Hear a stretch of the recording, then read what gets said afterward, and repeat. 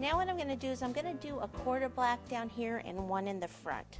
So for a cord, you can either use if you have a clay extruder that extrudes little cords out, you can use that, or I'm just going to do it by hand. You want to make sure you don't have any cornstarch here on the table. You actually need a little bit of friction when you're rolling out cords. Knead it up, okay, and then start to roll it like this, place it down, and then start to roll. And we really don't need this much. Okay, so keep rolling, rolling, rolling. When I get it fairly thin, then what I like to do is take my fondant smoother, which is this right here, and just hold on to one end and just roll a little bit to the right, like that. Okay, I'll go to a smaller brush for the water, put a little water down here. The one thing you want to watch for, if you're doing black fondant next to white, if you put too much water and you don't have the black cord exactly where you want it, you can actually get, the black will kind of bleed onto the white.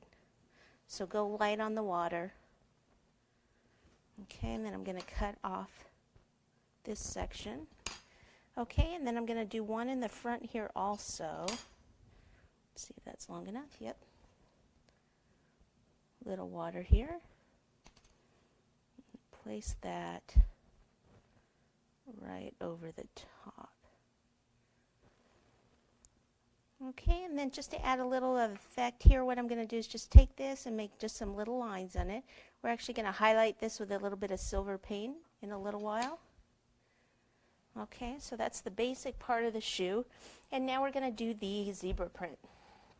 Okay, now for zebra print, you want to just take small balls of fondant, roll them just into a ball like this, put your finger on one side and roll, then put your finger on the other side, and then kind of go back to the middle and thin out the middle a little bit more. The idea is that you want to have a point here and a point here for it to look right.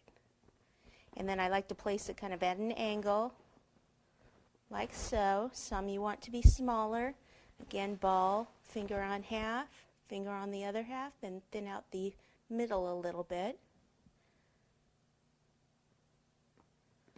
Now I'm not using any water because my palm's a little hot, so the black is just sticking. If it weren't sticking, then you would need to use a little water. But again, you'd have to be careful because the water can bleed onto the white part of the fondant. You can even do some half ones. So what I mean by that is go ahead and roll. Same thing, front, both sides. And then take this, cut it in half, or it doesn't even have to be right in half. Take this, place it down here. Okay, so it looks like the rest is like underneath the shoe.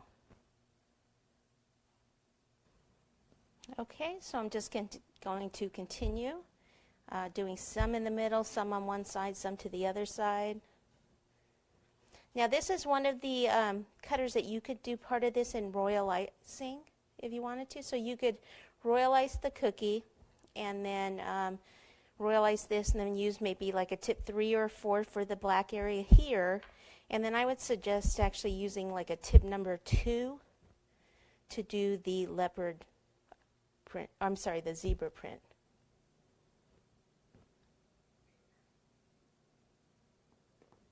Okay, so we're just going to finish it off here with a little bit of detail. We're going to be using the Silver Sheen Airbrush color by Americolor, and it tends to settle on the bottom, so just make sure you shake it up really well. I've already poured a little bit in here, got a small brush, and I'm just going to take a little bit of this here, and I'm just going to add a little bit of silver to the front. And the reason I'm doing this is the purse that I'm going to be doing actually has a little bit more silver on it. So it'll just help kind of tie the two together. So I'll do some there, and we'll just do a little one right here like it's at the base of the shoe. Okay, and that's it for that one there. Okay, so let me get my other colors out for the purse.